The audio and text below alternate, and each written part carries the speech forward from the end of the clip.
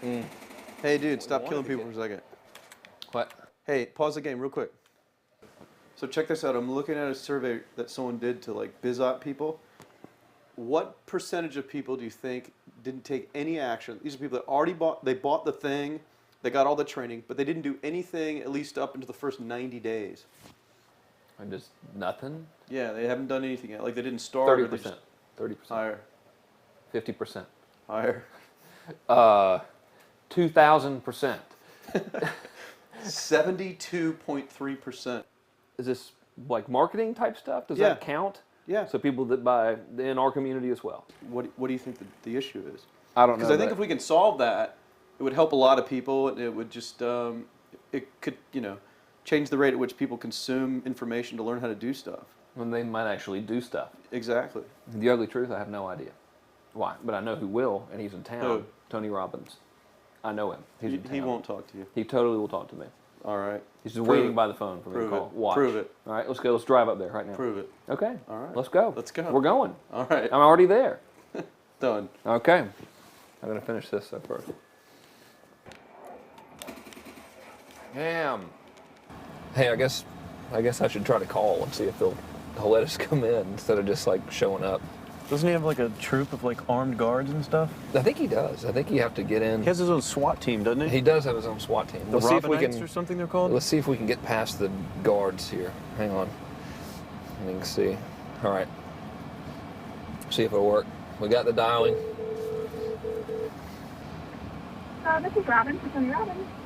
Yeah, can I speak with Tony, please? May I ask who's calling? This is Frank Kern. Oh, Frank Kern. You know what? He's in the middle of the street, but let me grab him. Just a sec. Okay. Frank. Tony, what's up? Good thing, man. How about you? I'm good. Hey, listen, I have John Reese with me. You're on speaker, so don't say anything negative about him because he's very sensitive. Listen, we've got a serious issue that I think is affecting our market, and we need your help. We actually don't know if we can solve this problem, but we think that you can. So we want to barge in today. We're kind of riding around anyway. I know you're shooting and stuff, but if you got a couple minutes so we can pop by, that sure would be helpful. Okay, well, I'm honored if you help me. Come on over. Look forward to seeing you. Okay. See you, man. All right, man. Bye. Look forward to seeing you, John. Bye-bye. Yep, see it. Well, off we go. What do you want to listen to? Gangster rap. Of That's course. what we always listen All to right. when we get fired Let's up listen about, to gangster about rap. making money and doing some business. Just had the hustle. It's the hustle. We're always just knee deep in the hustle.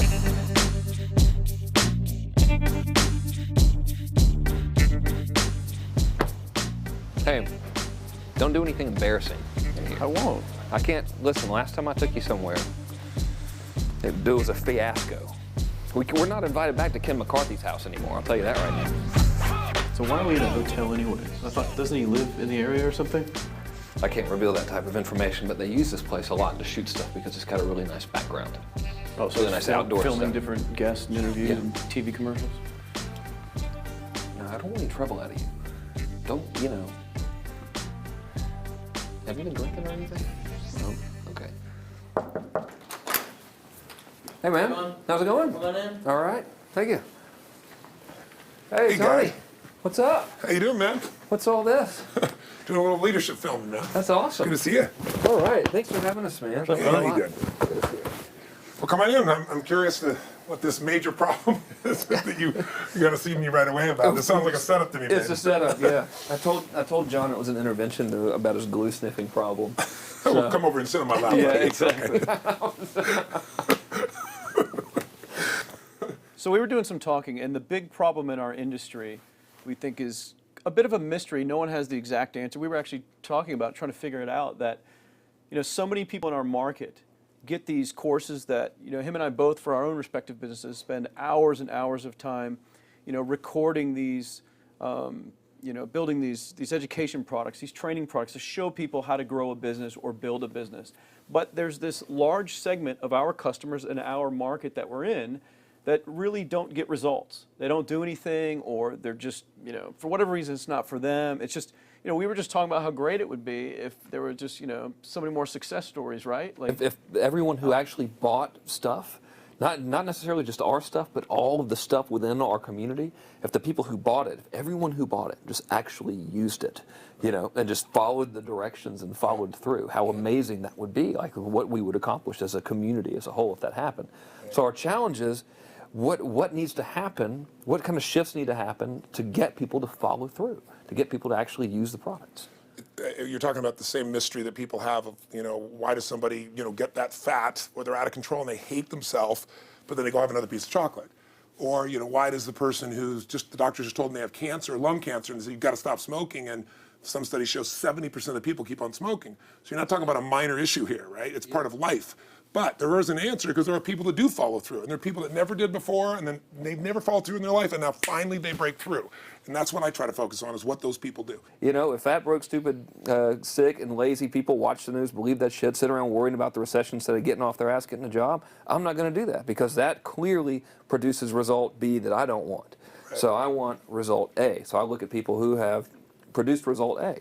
Yeah. In my case, in the business world, I look at people like you, people like Dan Kennedy. Yeah. What do these guys do? Okay, I'm just going to do that to the best of my ability. And sure, it's like, well, oh no, I can't write copy as well as Dan Kennedy, or I don't have as much energy and drive as Tony Robbins. Well, but you didn't start. So what? You didn't start out I've got as much Frank as I got. Kern. You didn't start out who you are. You started out trying to make how much? Come on. $300. Yeah. A week. A week. $300. Right. A week, yeah. And you failed at that in the beginning, didn't you? I failed pretty miserably. Yes. But it was effortless to fail. It's just like natural. Yeah.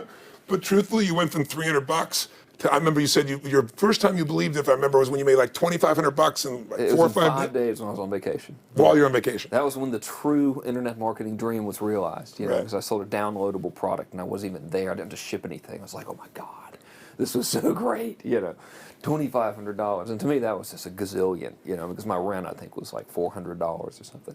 And when you've told me that story before, and you just did it again, and you get you big grin on your face, right. You get more excitement on your face than when you talk about doing when you talked about doing the 18 million, which I know you're proud as hell of, and you didn't get all the money, but you made 18 million bucks for somebody in 24 hours, right? Yeah. But look at your face. It's like nowhere near as excited as $2,500 in 5 days, baby. Thing, though. I mean, the $2,500 is just as, there's no difference. No, there's even more, because there was a moment when you recognized what was possible, but you didn't recognize it until you actually experienced it, but you only experienced it because you had to. Right. You had to keep going until you found it, just like you did. You had to keep going until you found it. And it's like the validation that the fear doesn't have to matter anymore, that you don't, there is no other, that, not having the plan B and knowing that you're going down the one path towards what you want. Yeah. It's the validation in your brain that, hey, this works. It may not work yet on the level I want it to, but it works. I've just proven it to myself. Right. And for that, I win. It's game over. I've already won. Yeah. Because I've proven it to myself. Right. So it validates everything in my mind that I want to do now, just at a higher level, and doing more of it. That's it. Right. You just now leverage it. You now just stack it. So what do these people need to get started? Why aren't they starting? We all know the answer is fear. But the difference with you guys or me or anybody who's followed through is we're more afraid of what life would be like if we don't follow through than the person who's willing to settle for what they got and kind of hope it'll change and maybe purchase something for the moment and then not follow through on it. It's almost like overachievers have a little more fear. They're a little more afraid of missing out. They're afraid of not being there, or they got a strong enough reason to follow through. So I'd say if you're looking at home, you want to give somebody some value, go, where do I start? I'm sick of this. That's a damn good place. That's probably why they bought the product in the first place, but now they're not. To escape from that for just a minute. What's that? They bought the product to escape from that state. Just for a moment. Yeah. So, because guess what? What makes people excited is progress. You don't have to be at the goal yet to feel alive again. You have to make progress. And the first step to progress is making a decision and buying the product. But then they don't do the second step, which is open the damn thing up. I think another powerful distinction that you're hitting on here is the fact that a lot of people that have breakthroughs in their lives, like including Frank and I both in different, success stories, situations, whatever you want to call them, is that, people typically hit rock bottom before that must is a reality. You're right. So in thinking of that, because a lot of things as well, like we hear in marketing, like if you had a gun to your head right now and you had to make money in the next, 48 hours, what would you do? And that really resonates with people. But so I just wanted to bring this into the conversation, because I think a big part of the market of all these people aren't people that have their backs completely against the wall yet. That's right. Okay, so they're not in a must situation yet. They're in a desire situation where they're okay in their lives. They do have big dreams and ambitions. They do want greater things, but it's not pushing them yet to the point where they will do what it takes to master have the something. must. So what do you think? How How did people go from not having their backs against the wall when they have no choice to say, I'm totally sick of this, Right. to conditioning their minds to go from their situation where they are, which may be okay, Yeah. to getting something greater? Well, think about this. What pisses you off and what excites you is all relative. You know, $300 a week, no, $2,500 excites him more, that memory to this day, than even the $1 million, he did in his first 24-hour version, right? Or you breaking the 4 minute mile, $1 million. That must have been out of your mind. Tell me about that for a second. What did that feel like? You make $1 million in 24 hours. Nobody in history of the internet's done it. Euphoria. Yeah. It was unbelievable. What was your? It wasn't even about the money. That's exactly right. That's exactly right. It right. wasn't really about the money. No, it wasn't. I wasn't thinking like, oh, that's how many cars I can buy. No. It just wasn't. It was just breaking through like another like barrier of progress. So at that point, it wasn't about your back to your wall. At that point, what it was really It was about. a further point for my fear, is what it really was. Further point for your fear, and for some people, and I think in some cases, it's also a recognition of who I am and what I'm capable of. So for somebody whose life is already great, this is about, what if I could take on another skill that could create more freedom for my life? And just saying, I'm not having to go out and try and do it all perfectly right now. What I'm going to do for the next 8 weeks, I'm going to create a little ritual. I'm going to do one thing a day to condition my mind, right, so that I get strong, so I follow through. I'm going to read something. I'm going to listen to something. I'm going to immerse myself. I'm going to go for an intense jog, or I'm going to go lift weights, but I'm going to do it consciously to get in a state where I'm going to follow through. That's number one, because people follow through when they're in state. Second, I'm going to get clear about why this is a must for me. It's not because my back's against the wall, but because I want to master an area of life that could create some freedom.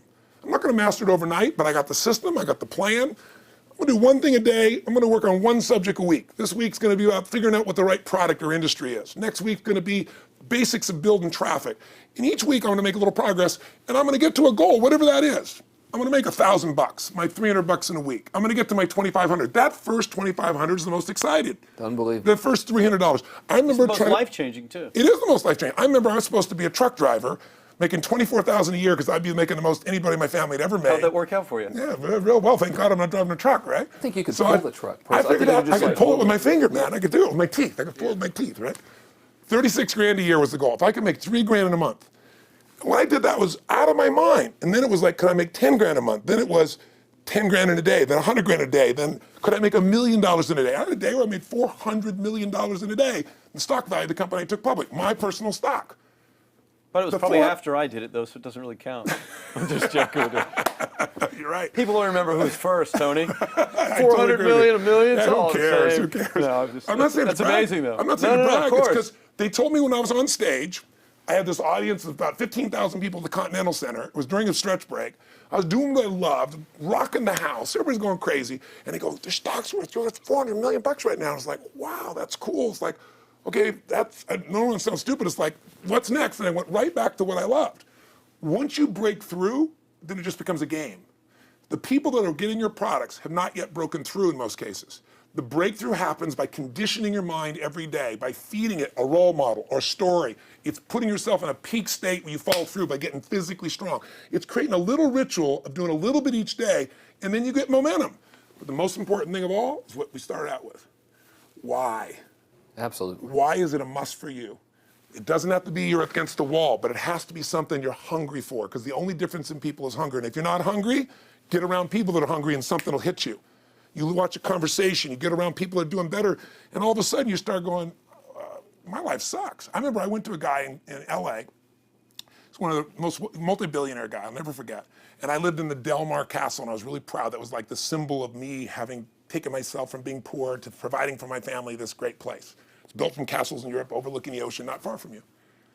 And I went to this guy's house. He's a billionaire. He took me down to his wine cellar. I don't even drink wine. Went through this whole thing. At the end of the night, I was depressed. I lived in the Del Mar tenement, as far as I was concerned. I really was. I was like, I live in a crappy place, and all my standards changed. All of a sudden, I wasn't willing to settle for living that. All of a sudden, my back was to the wall in a different way, because as a man, I knew I was capable of more. So people can change their standard by getting around where it's better. People can change their standard by getting associated with what's true, like the bills they got to solve, the problems they got to do it. Or they can do it because they're excited, because it's something new they want to take on. Everyone's different, but they got to find the why, and they got to come up with some daily rituals to get them going, and just do a step at a time. That's where you get momentum. Awesome. That is awesome. So, think about what's the holy grail between somebody taking action or not. It's one word, certainty. When somebody is absolutely certain, the common word is believe, right? But you can believe at a general level, or you can believe with certain. When you're absolutely certain that if I do this, it's going to get that result, and that result's going to change my life, you'll do it. When you think it absolutely is not going to work, you're never going to do it. The middle no man's land of maybe it'll work, maybe it won't, that's the piece that kills people, right? So if it's a must for you, you got to make it work, right? In our case, right? That's an example.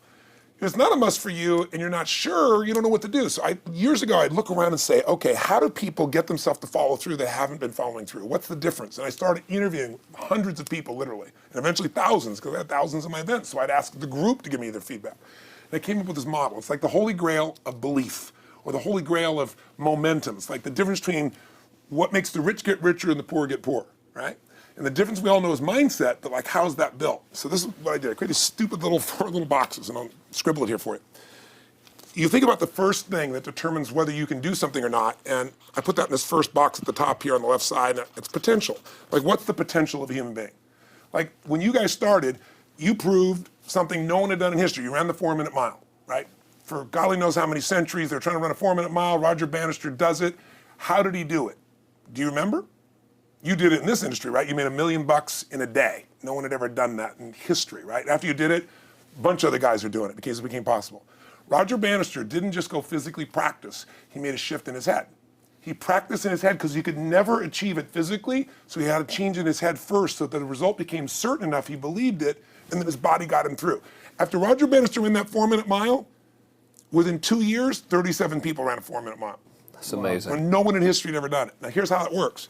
The potential for anybody getting your product is extraordinary. They could do what you've done as much, more or less. They can do whatever they want to do. The potential's there. The market's proven that. Whether or not they tap into that potential has a lot to do with what action they take, which is the question you came to me with, right? Like, God, they all have potential, but they're not taking action. And we all know that the action they take is going to determine the results they get. That's pretty obvious. So most people have a belief about what their real potential is no matter what you tell them. And that affects how much action they take. And of course that affects the result. And then ironically, that result reinforces their belief. And then that belief affects it. So I'll give you an example. Let's say a person has unlimited potential, we all agree. But they take little action, little results. Why? Because they have to start with a problem with their belief. They don't believe it's really going to happen for me. Maybe for Frank Kern's because he's got the cool hair and stuff, or maybe it's for you because you're so driven, but it's not me. Maybe Tony Robbins because he's a freak, got these big teeth. Whatever their thought process is, right? They got this thing, right? But what happens is, if you believe that there's very little potential, how much action are you going to take? Nothing. Nothing, little. And when you take little potential with a little action, what kind of results do you get? Lousy little results. And when you get little results, what does that do to your belief? You go, see, I told you this was a waste of time, told you this wouldn't work. And then what happens? You tap even less potential. You take even less action. You get even worse results, and your belief gets even weaker. And this sucker feeds on itself until you are in a downward spiral. It's poisonous. It's poisonous and it's self-fulfilling. Now, what if something could happen that could come along and fill you with a sense of absolute certainty? Not like I believe, but where you know. In you guys' case, mine as well, we knew because we had to. Because we burned the boats. There was no other option. We had to find a way. We weren't going to live that way. We all did it in different ways and for different reasons, but in essence, that was it. If you get yourself in a state of certainty that this is going to work, I'm going to find the way, and if this doesn't work, I will make the way, then you tap a lot more potential. And when you're certain in your potential, you take massive action. When you take massive action, you really believe in something, you get great results. When you get great results, your brain goes, see, I told you I was a stud. I told you this thing would work out. Now you're even stronger. You tap more potential, take greater action, greater results. That's how you went from $300 in a week to $2,500 in 5 days to $100,000 in a month to $1 million in a day. Same thing with you. And we get momentum. That's why the rich get richer and the poor get poorer. Now some people go out and they go, well, I'm going to take a bunch of action. All right, I'm going to open this product. I'm going to try it. And they'll say to you, I even did it. But it's like a salesman who goes and knocks on the door, and he knocks on 100 doors and says, You don't want one of these, do you? yeah, exactly right. And even if he doesn't say it verbally, his face says it because he doesn't believe it's going to work. So his voice, his body, the execution is so weak. Maybe if he talks to 100 people, somebody's going to buy out of pity. They don't want his kids to starve, right? But he's not going to get the result. So the core difference in people is, how do you produce certainty when the world isn't giving it to you? You go out and you try, in your case, you're 100,000 in debt, and nothing's working. How do you keep yourself going? The way you did it, the way I did it, the way you're doing it, we may not have done it consciously, is we didn't change our potential, that was there. And it wasn't even taking more action. Taking more action with a belief it's not gonna work, it's not gonna change anything. We got results in our head that made us feel certain as if it had already happened. True or false for you? True. Right? So give me an example so people know I'm not just making this crap up. Well, I mean, just like when I had nothing, I already knew I was driving like Ferraris and Porsches and stuff because I always wanted those cars. I already knew I was going to have them. It was inevitable. Right. I inevitably, that was just my inevitable outcome. But how did you do that? Did you have a ritual? Did you think about it regularly? Was it one time you thought about it, or was it something you had an obsession towards? I had an obsession towards it. I mean, I used to work at a video store, which was the last job I ever had in my life. Thank God. And I used to go to work almost every day, and I used to bring 2 magazines with me to read on my breaks. Entrepreneur magazine, just to read about business and everything else, to read about what other people are doing, look for role models. And I used to carry an auto trader with me. And I used to look at Porsches that were for sale. Yeah. And people always used to ask me, what are you doing with that Auto Trader magazine? I'm like, well, I'm just picking out the Porsche that I'm going to buy.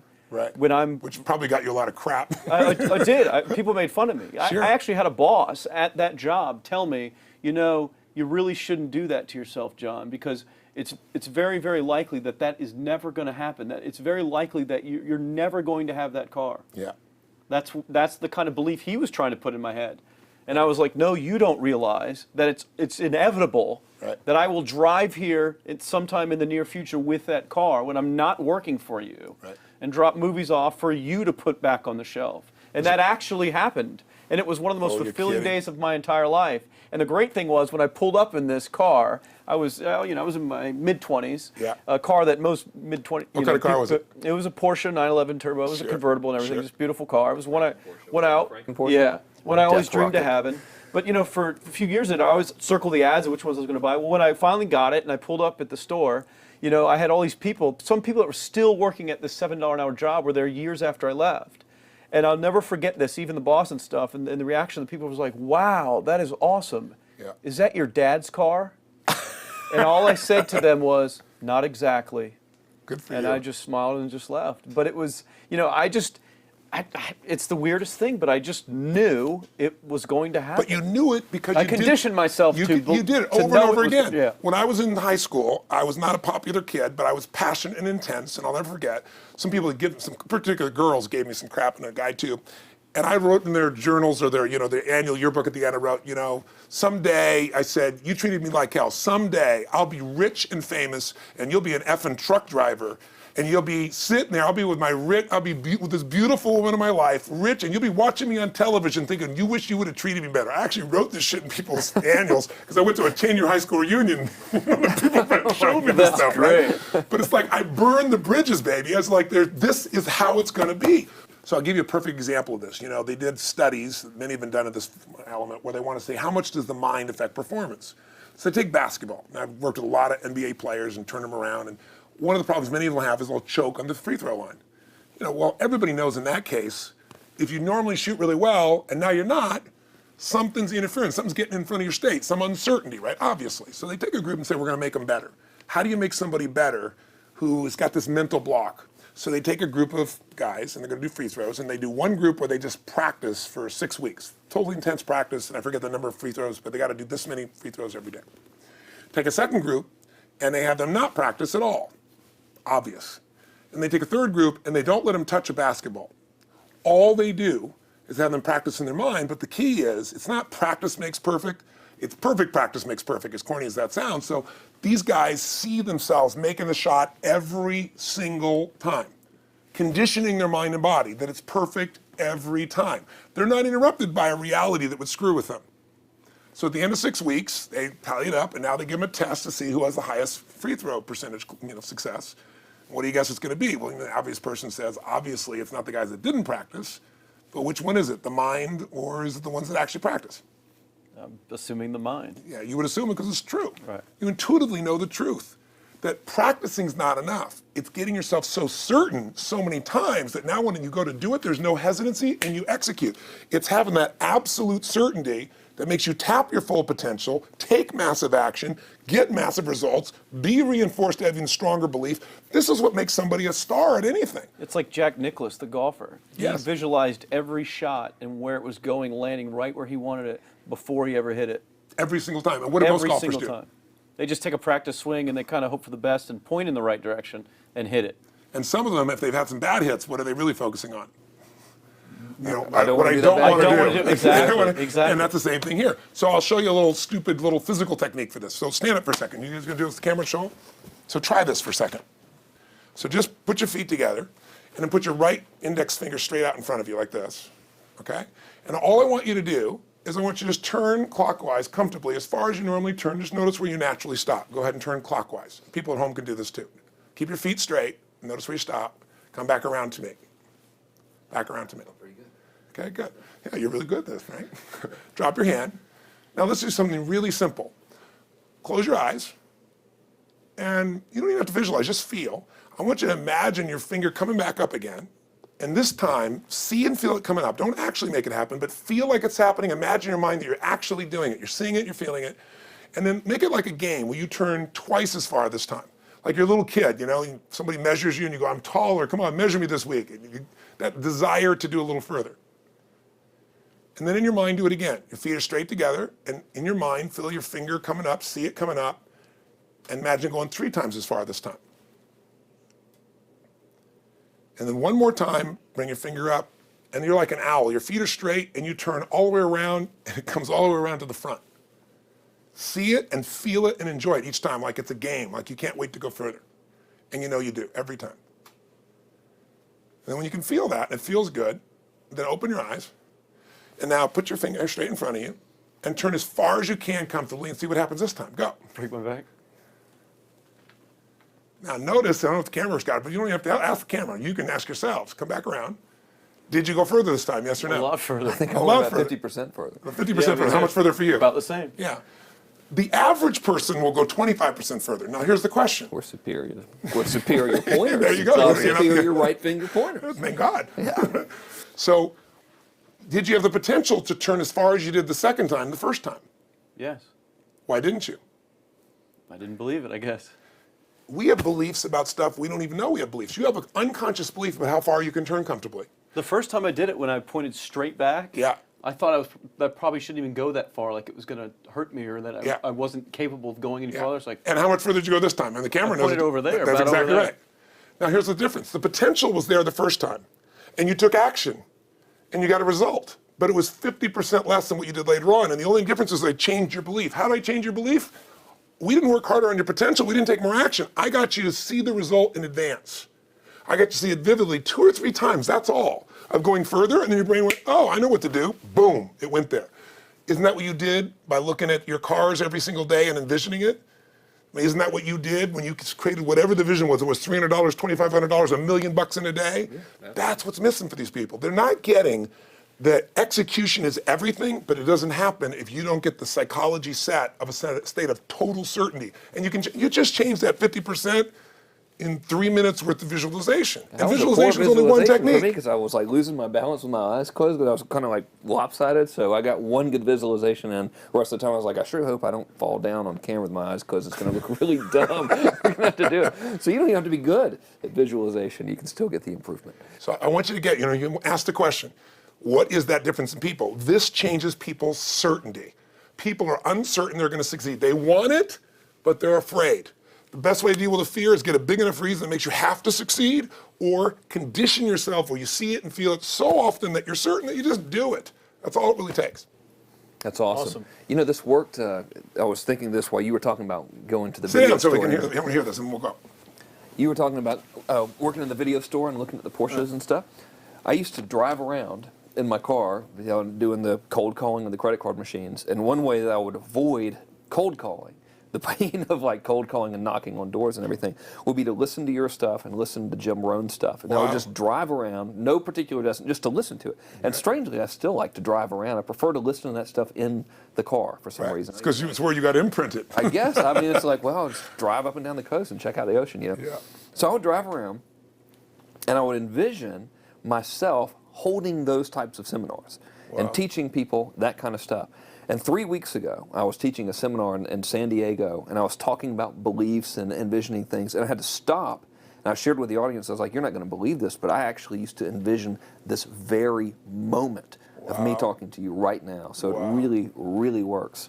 Definitely works. Makes a difference, I'd say. I'll tell you what, I worked with Andre Agassi in 1993, I think it was. He'd been #1, he dropped to 32nd in the world.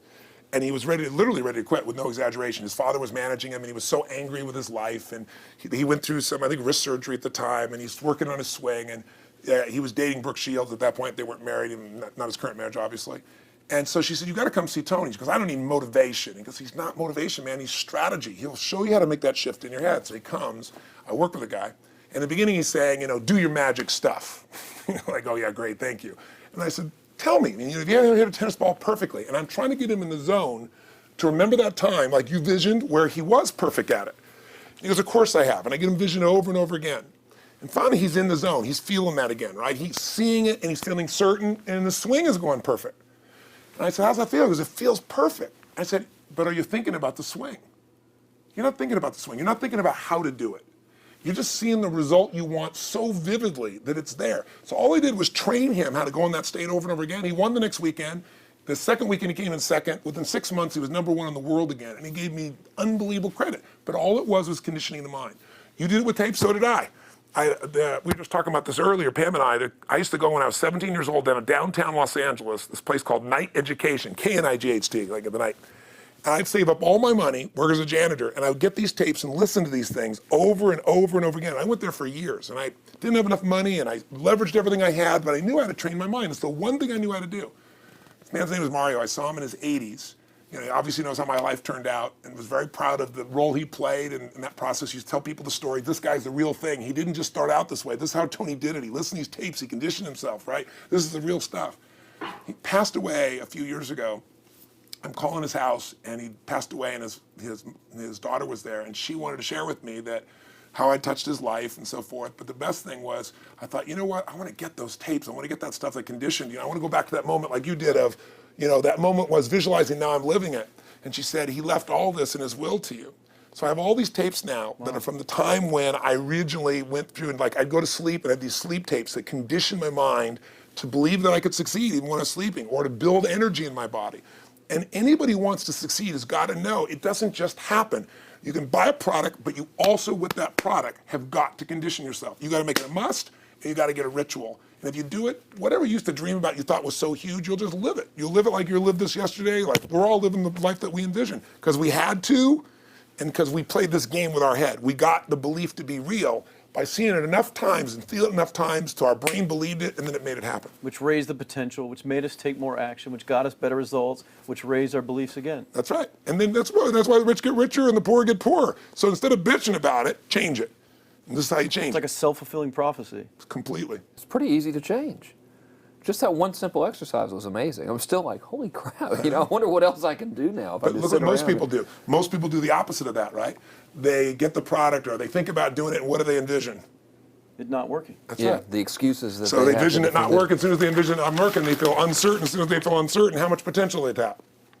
Little, if anything. And so they send back your product, and they listen to the damn thing. And guess what? What does that do, by the way? They make that as another lousy result in their life. I didn't even follow through on that, and they believe even less. This process is the holy grail. It's where the whole game changes, and anybody can do it, and they can do it in a few minutes. And if they do it a few minutes each day, then they get a different life. They do it a few minutes one time, their life changes for the day. We're defined by our rituals.